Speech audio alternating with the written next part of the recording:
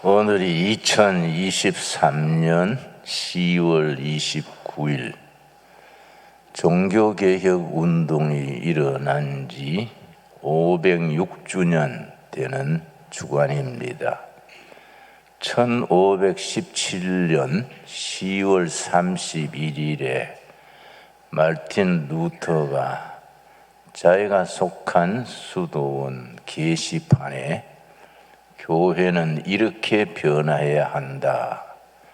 95조항을 낱낱이 적어서 게시판에 게시했습니다.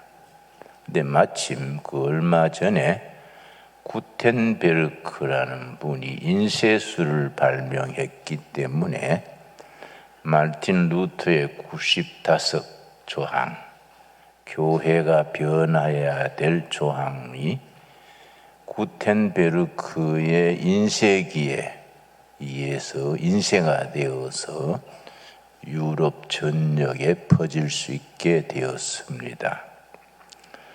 종교개혁 506주년을 맞으면서 우리 한국 교회를 생각합니다.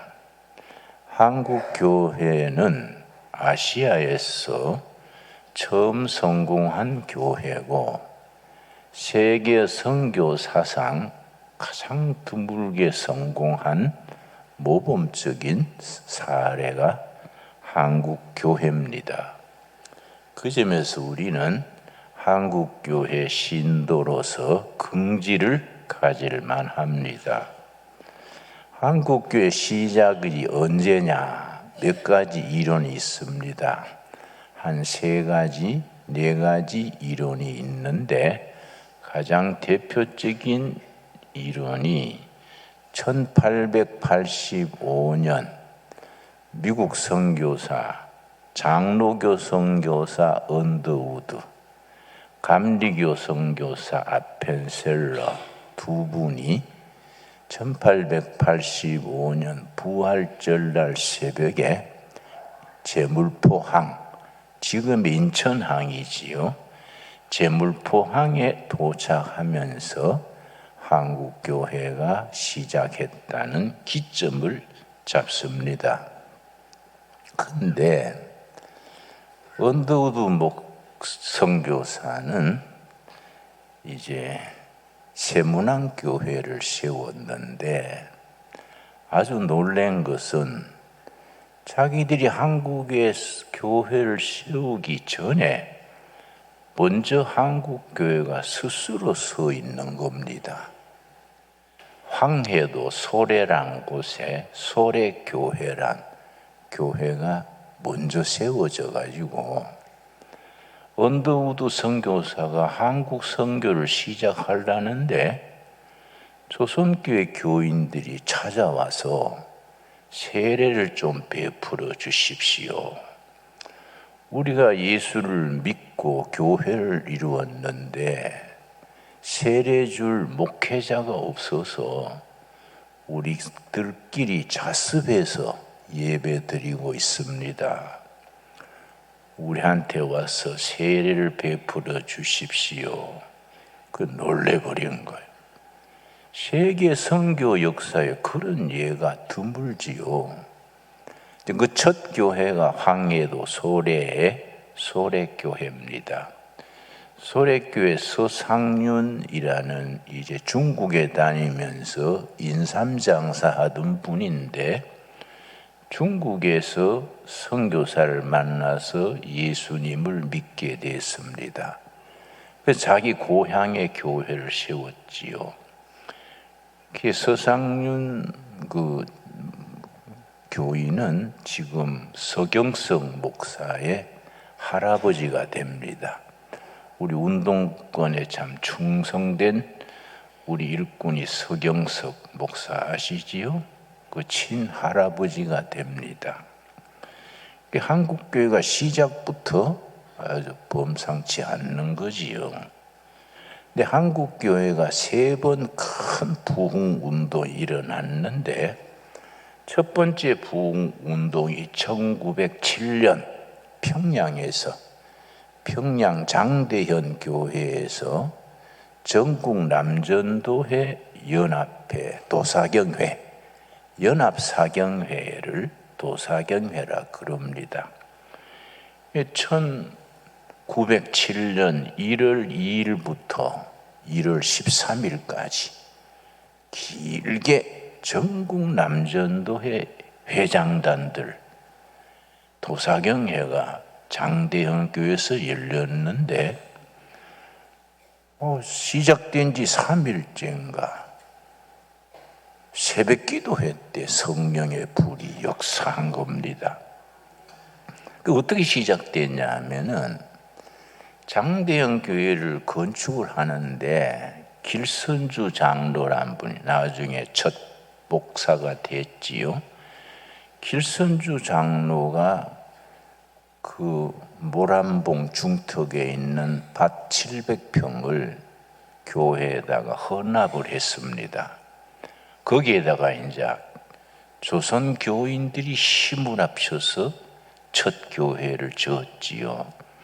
그전에는 교회를 지어도 선교사님들의 도움으로 많이 지었는데 이 장대형 교회는 순전히 조선 교인들의 힘으로 헌금해서 교회를 세운 것이 장대현 교회입니다. 그런데 거기서 이제 전국 남전도회 연합회 연합 성경 공부 모임을 하는데 그 교회 건축할 때 건축위원장 맡았던 장로님이 새벽 기도 때 앞에 나와서 울면서 회개한 겁니다. 여러분, 내가 이 교회 건축할 때 건축위원장으로서 마귀짓을 했습니다. 내가 건축위원장으로서 건축비 얼마를 떼먹어서 내가 큰 죄를 지었습니다. 성령님이 너무 마음의 강건으로 역사하셔서 내가 회개합니다. 이러니까 그 회개 운동에서 성령이 강력하게 임한 겁니다. 그래서 교회 부흥은 항상 회개에서부터 시작됩니다.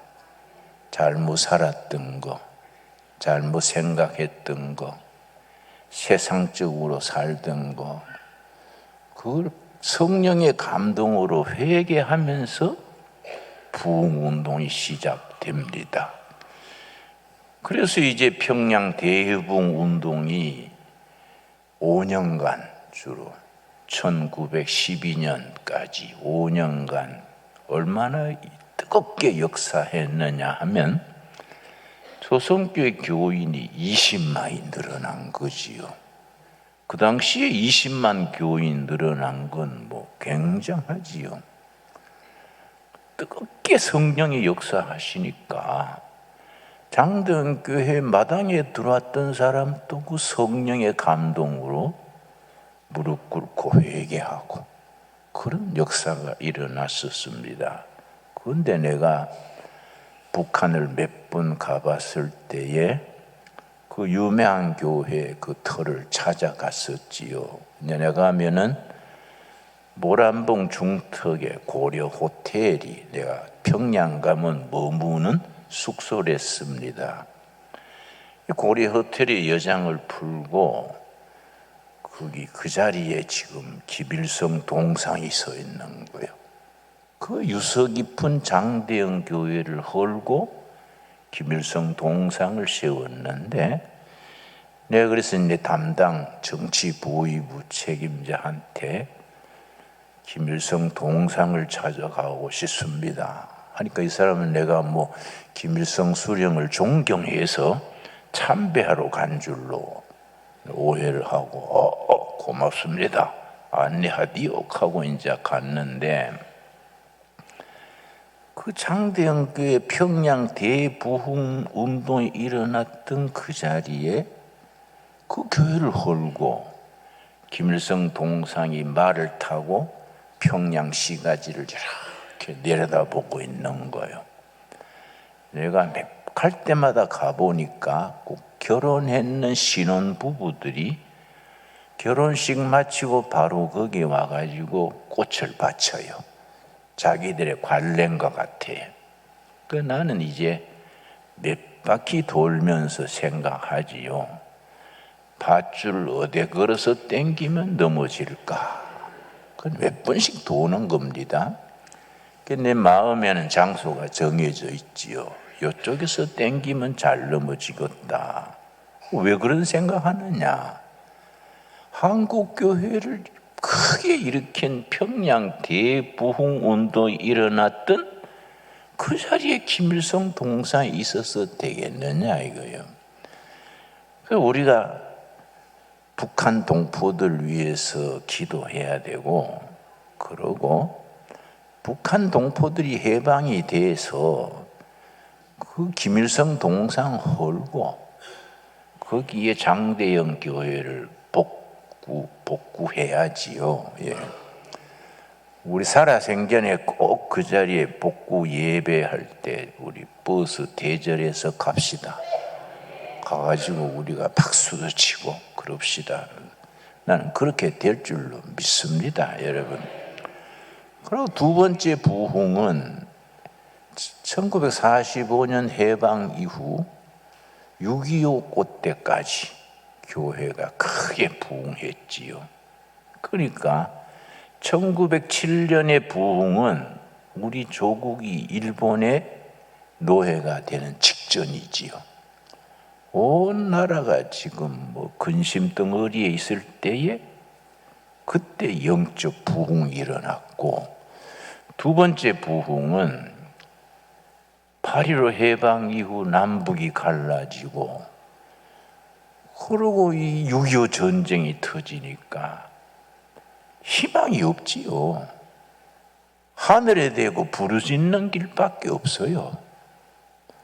하나님, 이 백성 불쌍히 보시옵소서. 이 조국이 공산주의 붉은 땅이 돼서 되겠습니까? 새벽 기도마다 꽉꽉 차고 넘쳤어요. 그때 부흥을 했지요. 세 번째 부흥은 이제 1970년, 80년 박정희 대통령이 경제 부흥을 일으켜서 국민 소득이 5,000불에서 8,000불 올라가던 그 기간, 그러게 이 나라가 경제가 막 일어나고 희망이 생기기 시작하면서 1970년, 80년에 세 번째 부흥이 일어났지요. 그래서 한국교회가 세계 선교사상 참 모범교회가 됐는데, 1919년에 3.1 만세운동이 일어났는데, 그때 우리 교인은 전 인구의 1.6%밖에 안 됐어요. 그런데 민족 대표 33명 중에 16명이 우리 개신교 신도예요. 목사, 장로, 집사.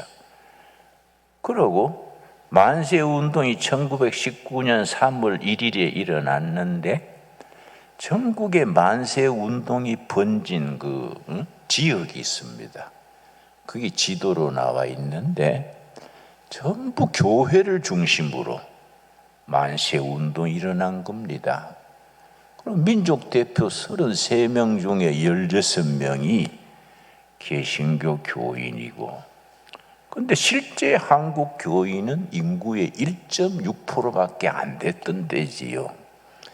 그러니까 우리 한국 교회 전통은 하나님 사랑과 결의 사랑, 민족 사랑과 예수 사랑이 늘 같이 나간 거지요. 그런데 3.1 만세 운동 직후에 우리가 잘못했어요. 우리가 잘못했다기보다가 선교사들이 잘못한 게 있지요. 왜냐? 일본이 3.1 만생 운동 일어나가지고 막 맨몸으로 일본 경찰 헌병 앞에 막 데모해가지고 완전히 무저항 데모지요. 그래 일본이 놀래버린 거예요. 감옥에 가서 두드러 패도 뭐 조선 독립 만세하고 뭐 유관순 같은 10대 소년인데도 뭐 목에 칼이 들어가도 독립 만세 하니까 얼마나 약이 올랐는지 일본 형사가 토막을 내서 죽였지요. 그러니까 야, 이거 조선 민족이 막 다루다가는 안 되겠구나. 그 총독을 바꿨어요. 데라우치 총독이라고.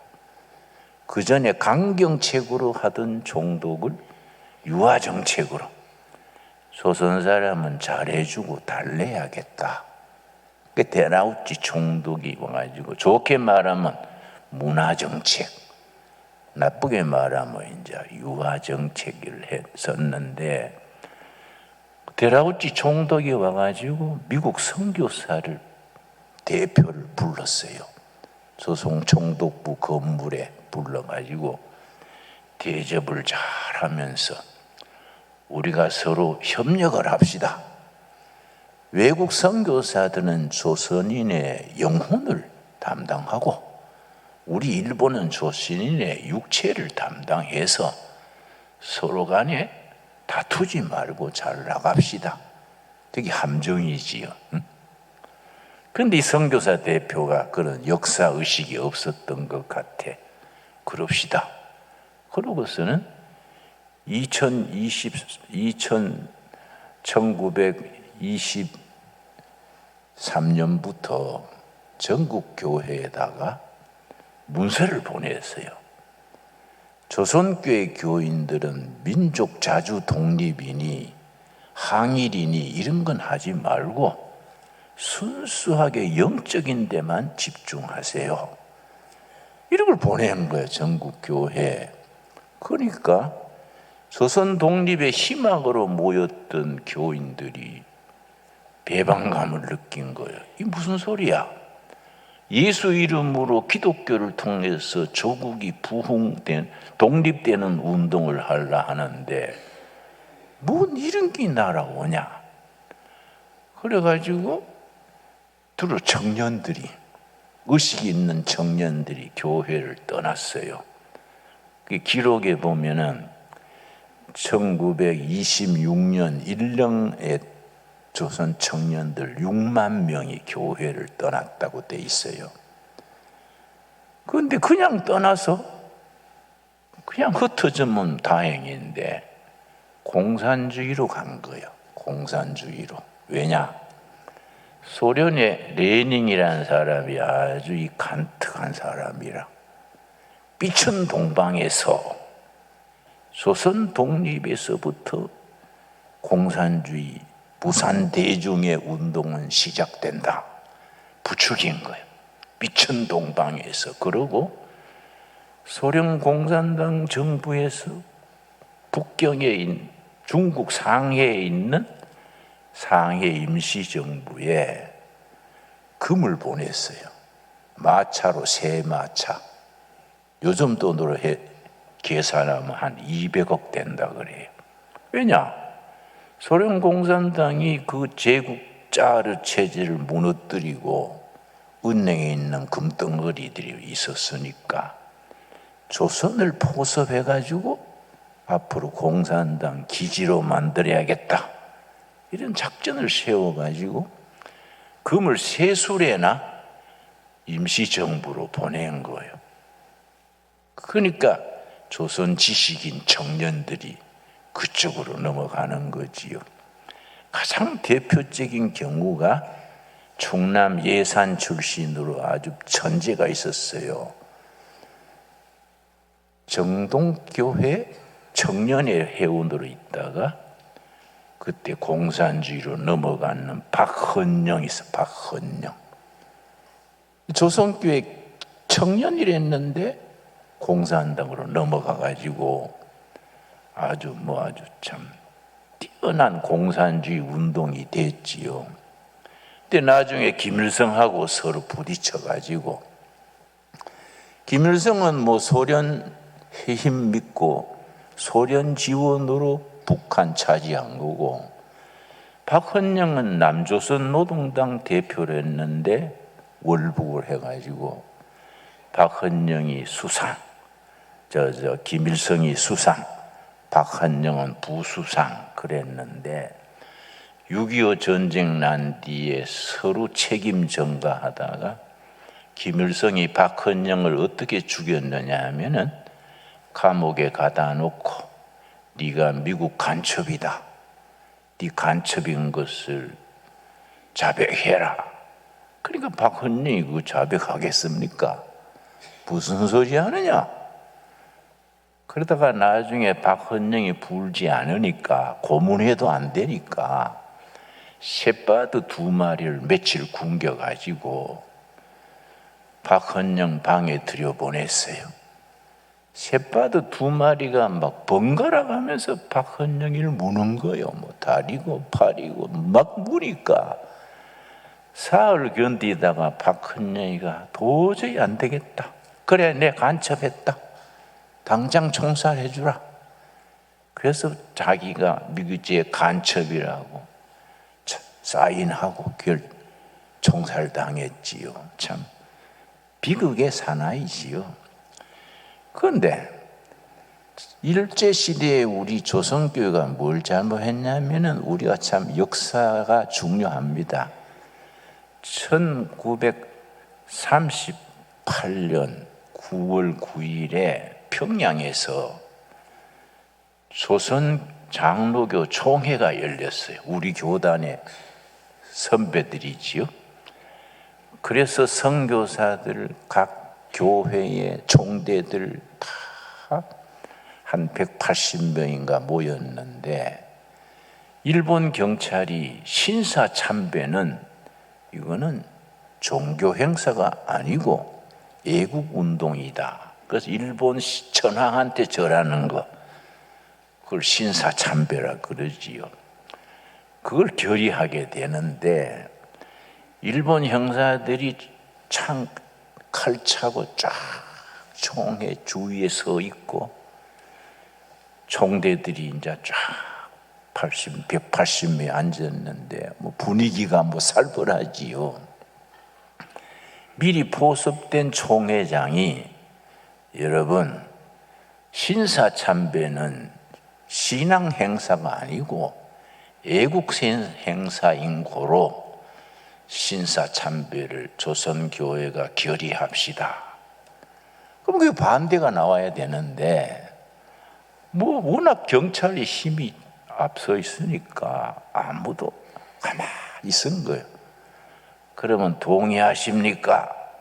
앞에 앉은 몇 사람이 예, 그러니까 아니면 예 하시오 묻지도 않고 총회장이 방망이를 두드렸어. 조선 장로교는 신사참배가 합당한 것으로 결의합니다. 빵 두드리니까 미국, 카나다 선교사들이 도저히 못 참겠거든요. 선교사들이 발언권이 있으니까 아니요, 아니요. 그러니까 서 있던 일본 경찰이 한 사람한테 2명씩 팔을 딱 끼고 끌어내 버렸어.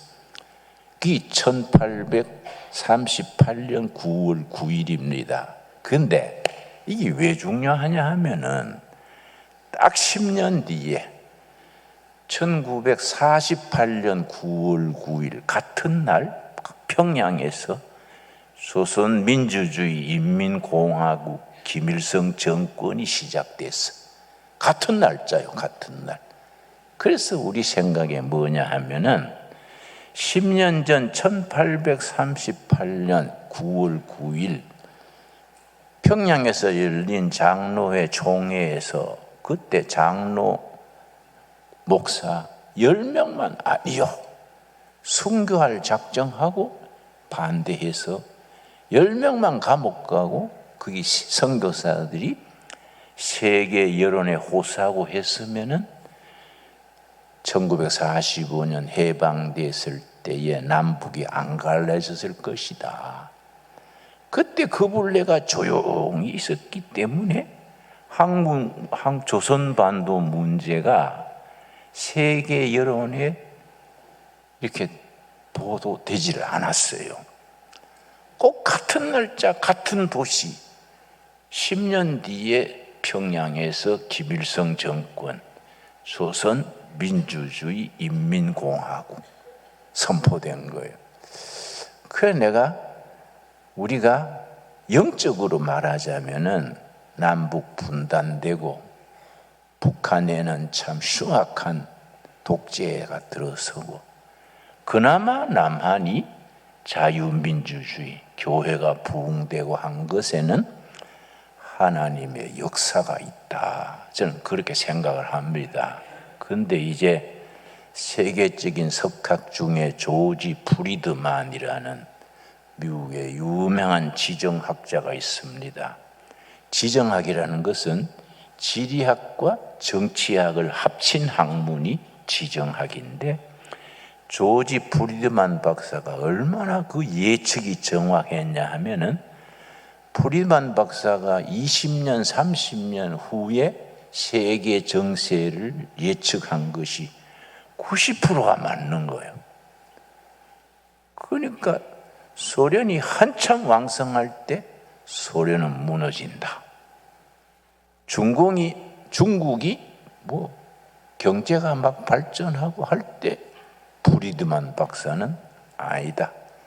2020년부터 2030년 사이에 중국은 분해된다. 이런 걸 이제 다 학문적으로 선포한 거예요.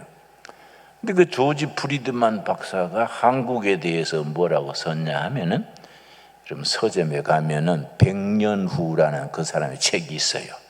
한국어로 번역돼서 팔고 있습니다. 100년 후, 100 years later. 그렇게 이제 그런 책이 있습니다. 거기 한국란에 뭐라고 돼 있느냐 하면은 한국은 2030년까지 자유민주 통일이 될 것이다. 그죠? 세계적인 그 통찰력 있는 석학의 진단이에요. 그래 2030년이면 몇 년 남았습니까? 8년 남았지요. 그러니까 나도 살아생전에 통일 한국을 볼 수 있는 거예요. 그러니까 장대형 교회 복구하면 그 중공 예배 때 내가 가서 축도하려고 그래. 축도. 설교는 젊은 목사들이 하고 나는 뭐 이제 나이 들었으니까 축도하 축도. 그런데 그 조지 프리드만 박사 얘기가 뭐냐 하면은 자유민주주의 체제로 통일이 된 뒤에 한국은 남한의 기술, 남한의 경영이 북한의 노동자하고 합쳐져서 메이드 인 코리아가 전 세계 시장을 석권한다. 그러면 메이드 인 차이나 중국제나 메이드 인 인디아, 인도제하고는 상대가 안 된다. 북한 사람들이 좀 솜씨가 좋습니까? 우리 한국 사람들이 왜 솜씨가 좋냐 하면은 어려서부터 그 놀이 자체가요, 윷놀이라든지 뭐 또 공놀이라든지 뭐 딱지 치는 거 전부 손놀림이요. 응? 그러니까 한국 사람들은 어려서부터 또 할머니들도 손주한테 얌얌얌 하고 응? 손가락 운동해, 손가락 운동. 한국 사람들이 지능도 좋은데다가 어려서부터 그러고 젓가락질 하죠. 젓가락질. 전 세계 식탁에 젓가락질. 그 서양 사람들 놀래뿌려. 어떻게 나무 토막 2개 가지고 음식을 콕콕 집어 먹냐 이거야. 그 서양 사람들 젓가락질 하면요 뭐 헤매는 거예요. 우리는 좀 멍청이 바본가 싶은데 그 사람들은 안 해봤으니까. 그 사람들은요, 서양 사람들은 식탁에 나이프, 포크, 그 가만 보면 전부 전쟁하는 도구야. 어? 나이프는 살로 베넘기고 포크는 찌르넘기고 쇠시랑 같은 거 아닙니까? 그 서양 식탁은 전부 전쟁판이야. 또 우리나라는 숟가락하고 젓가락하고 전부 이 손가락 발전시키고 아주 사람들을 평화를 사랑하는 민족이지요. 그러니까 우리가 예수 잘 믿어가지고 통일된 뒤에 세계 기독교의 최후의 보루죠. 최후의 보루. 그 한국 교회는 굉장히 중요합니다. 그러니까 우리가 앞으로는 이 신앙과 사상을 분명히 가르쳐야 되지요. 지금 우리나라 체제의 자유민주주의 체제가 성경에서 나온 거인데 네 가지지요. 네 가지. 정치적으로 자유민주주의, 그렇지요? 경제적으로 열린 시장 자본주의, 사회적으로 복지사회, 그리고 인권 법치. 이게 다 성경에서 나온 거거든요. 성경. 그 배경이 성경이에요. 기독교 가치관, 기독교 문화에서 정치적으로 자유민주주의, 경제적으로 시장경제 자본주의, 복지사회, 인권 법치, 이게 다 성경에서 나온 거지요. 그러니까 통일된 뒤에 그 성경을 바탕으로 우리가 기독교 가치관이 딱 세워가지고 부강한 나라를 만들어가지고 세계 선교에 앞장서야 되지요. 그런 사명이 있는 거예요, 우리 한국교회가. 그런데 우리가 그런 사명을 가진 교회로 긍지를 가지고 신앙생활을 해야 돼요. 그냥 내 혼자 잘 믿다가 천국 가야지, 그런 이기주의는 성경적이 아니에요. 같이 믿고 같이 공동체로 섬기다가 하나님 사랑, 결의 사랑, 예수 사랑, 동포 사랑, 이걸 이루다가 세계 선교 사명 감당하다가 천국으로 옮겨가는 거지요. 우리 종교개혁 506주년을 맞아서 종교개혁에 네 가지 원리가 있어요. 네 가지 원리. 그거는 500년 전에 종교개혁 선배들이 목숨 걸고 주장했어요. 이게 말틴 루터가 시작했지만은 그 전에 100년 전부터 그거 주장하다가 화형당하고 밑에 복도에 종교개혁 전시가 되어 있습니다. 우리 방 집사가 그걸 일일이 편집해서 한번 꼭 보십시오. 역사가 있어요. 그거 보면 후수 같은 사람, 종교개혁 주장하다가 화형당했지요. 그런 사람들이 쌓이고 쌓여서 하나님의 때 1517년에 드디어 말틴 루터 때 깃발이 오른 거예요. 그러니까 그 역사가, 그런 정신이 서양 교회는 잠들었잖아요. 서양 교회는 보니까 미국 교회도 뭐 동성애도 옳다. 미국 장로교를 우리 교회에 선교했는 미국 북장로교라 그러는데, 그 교회에서는 뭘 가지고 총에서 싸우느냐 하면은 동성애가 목사 될 수 있냐 없냐, 동성애 하는 사람 또 목사 안수 줘야 된다 안 된다, 뭐 장로교 총회에서 그런 걸로 싸우는 거예요. 자, 우리가 보면 한숨 나지요. 말도 안 되는 소리를 가지고 멀쩡한 사람들이 몇백 명 전국에서 모여가지고 그 가지고 막 교단이 갈라지고 싸우고 야단 나는 거지요. 그러니까 서양 교회는 병들었어요.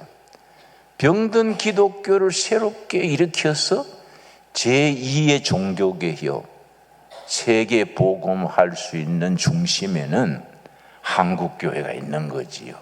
이게 굉장히 중요한 거죠. 그래서 17년 전에 미국의 빌리 그레함 목사라고 있습니다.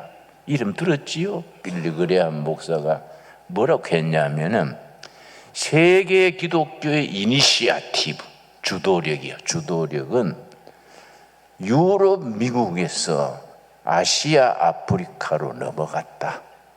섭섭한 일이지만 이미 넘어갔다. 빌리 그레함 목사 얘기요. 그런데 지금 아프리카 교회가 대부흥하고 있습니다. 아프리카 교회 그거 대단합니다. 요즘 부흥 운동이. 그리고 한국 교회. 중국 교회가 지금 시진핑 밑에 고난 당하고 있지만은 시진핑이 오래 가겠습니까? 그렇지요. 시진핑이 오래 못 갑니다. 그 밑에 잠들어 있는, 숨어 있는 지하 교회가 시진핑 체제가 지나가고 자유화가 되면은 중국 교회가 일어나는 거. 땅속 지하에 있다가 중국 교회와 한국 교회가 손잡는 거지요. 그래 세계 선교에 나가는데 그걸 무슨 운동이라 하냐면은 영어로는 Back to 예루살렘 무브먼트 그래요. 예루살렘으로 되돌아가는 운동. 왜냐? 복음이 전달되는 루트가 있어요. 사도 바울은 아시아로 복음 전도하려고 그랬는데 성령께서 막았어요. 사도행전 16장입니다. 그래서 사도행전 16장을 역사를 변화시킨 장이라 그래요. 왜냐? 사도 바울은 아시아로 복음 전해서 소아시아, 인도, 중국 이래 가려 하는데 전도하는 도중에 성령이 관건으로 바꾸었어요. 아니다. 마케도니아, 유럽의 첫 관문이요. 유럽으로 전도해라. 성령의 지시로 길을 바꿔가지고 유럽으로 첫 도시가 빌립보입니다. 빌립보. 바다 건너 첫 도시가 빌립보. 그리고 유럽의 첫 교인이 그 권사급이 누굽니까? 자주 장사하던 그게 그 첫 교인이었죠. 그 사도 바울이 우물가에 가서 전도를 하는데 우물가에 빨래하는 전도하는데 거기서 복음 전한 거예요. 그때 헬라 말로 했겠지요. 그리스 말로. 그랬더니 우물가에 빨래하던 여자 중에 한 사람이 자주 장사, 비단 장사하던 여인이 복음을 받아들였어. 그래서 선생님 복음 받고 나니까 너무 기뻐가지고 우리 집에 계시면서 전도하십시다. 자기 집에 머물면서 첫 교회가 됐어요. 그 교회 이름이 무슨 교회라고요? 빌립보 교회야. 빌립보 교회. 거기서 로마를 갔다가 영국 스코틀랜드로 해서 대서양 건너서 미국으로, 미국에서 한국으로 왔지요. 이걸 복음의 서진 운동을 해요. 서진. 복음이 서쪽으로 돌아서 한국까지 온 거지요. 근데 여기서 우리가 중단하면 안 되지요. 한국 교회가 잠들 버리면은 복음의 서진 운동이 중단되는 거예요. 그래서 계속 나가서 중국 교회, 인도 교회, 이슬람교회에서 예루살렘까지 되돌아가는 가야 되지요. 그걸 백투 예루살렘 무브먼트. 복음이 서쪽으로 돌아서 예루살렘까지 출발점으로 예루살렘으로 되돌아가야 된다. 이게 이제 백투 예루살렘 운동이라 하는데 지금 세계교회 중심에 한국교회가 있는 거예요. 한국교회가. 한국교회가 예언자들의 전통을 딱 마음에 새겨야 돼요. 네 가지요. 네 가지. 첫째는 솔라 피데. 그래서 믿음으로 구원받는다. 왜냐? 캐톨릭 교회가 그때 부패해가지고 행위로 교황의 말씀으로 구원받는 것처럼 잘못 가르치는 거예요. 그래서 말틴 루터가 아니다. 솔라 피데. 솔라는 옹리. 오로지 믿음이다. 오늘 본문 말씀 로마서 1장 16절 17절 읽겠습니다. 로마서 1장 16절. 내가 복음을 부끄러워하지 아니하노니 이 복음은 모든 믿는 자에게 구원을 주시는 하나님의 능력이 됨이라. 아멘 하시지요? 믿는 자를 구원하시는 하나님의 능력. 17절. 복음에는 하나님의 의가 나타나서 뭐라 그랬습니까? 믿음으로 믿음에 이르게 한다. 믿음으로 믿음에. 솔라 피데 옹리 페이스. 두 번째가 뭐냐면은 솔라 그라치아. 교황님의 권위, 교회 전통이 아니다. 하나님의 은총이다. 은총. 여러분 에베소서 2장 8절 한번 보겠습니다. 에베소서 2장 8절 말씀. 자, 거기는 은총으로 구원받는 거지 사람의 노력과 행위로 받는 게 아니다. 당연하지요. 그렇지 않습니까? 근데 중세 카톨릭 교회가 그런 이론을 너무 변질시킨 거예요. 응? 마리아, 예수님의 어머니 마리아를 존중하는 건 좋은데 너무 또 높여버리네. 과도하게 높여버리고, 물론 가톨릭도 마리아를 신앙의 대상은 알겠지만은 너무 마리아를 통해서 이런 식으로. 그런데 에베소 2장 8절 우리 한번 같이 읽겠습니다. 너희는 그 은혜에 의하여 믿음으로 말미암아 구원을 받았나니 이것은 너희에게서 난 것이 아니요 하나님의 선물이라. 뭐에 의하여? 은혜에 의하여. 은혜다, 은혜. 사람의 행위, 선행이 아니다. 은혜로. 그래서 솔라 그라치아, only grace, 은혜로. 세 번째가 뭐냐면은 교황님의 말씀이나 신부님의 말씀이 아니라 살아계신 하나님의 성경 말씀이다. 그래서 솔라 스크립추라 그래. 라틴어로 스크립추라가 성경의 바이블, only 바이블. 성경이 신앙의 기준이지 교황님의 말씀이나 교회 전통이 아니지 않느냐. 오직 성경. 그래서 디모데후서 3장 15절에 보면은 디모데후서 3장 15절 성경은 너희로 구원에 이르게 하는 하나님의 능력이다. 성경의 말씀 계시로 우리가 구원에 이른다. 네 번째가 중요한데 만인 제사장. 신부님과 목사님만 제사장이 아니다. 구약에는 레위 지파만 제사했는데 지금 또 신부님이나 목사님이 제사장이 아니라 예수를 구주로 믿는 모든 사람은 제사장이다. 아멘 하십니까? 네, 농사 짓는 제사장, 운전하는 제사장, 교사하는 제사장. 그게 이제 베드로전서 2장 9절이지요. 아주 귀한 말씀입니다. 베드로전서 2장 9절에 우리 종교 개혁 앞선 선배들의 목숨 걸고 지켰던 겁니다. 베드로전서 2장 9절 말씀. 378페이지. 그러나 너희는 택하신 족속이요 왕같은 제사장들이요 거룩한 나라요 그의 소유가 된 백성이니. 아멘 하시지요? 우리가 다 왕같은 제사장이요. 여러분 어깨 힘줍시다. 다 왕같은 제사장이요. 절대 사람한테 기죽으면 안 돼요. 크리스찬들은 자기 주장 의견을 당당하게 말해야 됩니다. 왜냐? 하나님이 우리를 왕같은 제사장으로 신분을 확인해 준 거예요. 아멘이 되지요? 절대 예수 믿는 사람 앞에 겸손하고 섬길지언정 기죽으면 안 돼. 자기 자신 신앙에 확신이 있어야 돼요.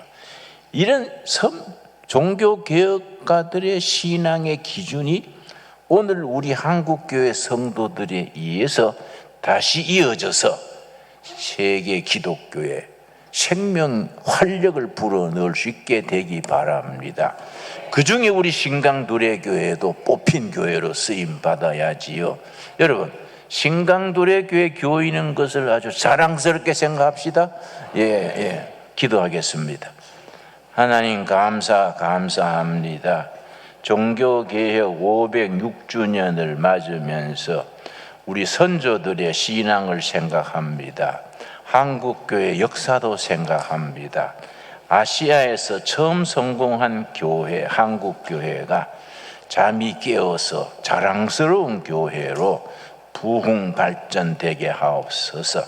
북한 땅 하루빨리 회복하여 장대현 교회도 다시 재건하고 지하에 숨어있는 교인들 다 손에 손잡고 예수 한국, 예수 코리아를 세워가게 하옵소서. 예수님 이름 받들어 기도드렸사옵나이다. 아멘.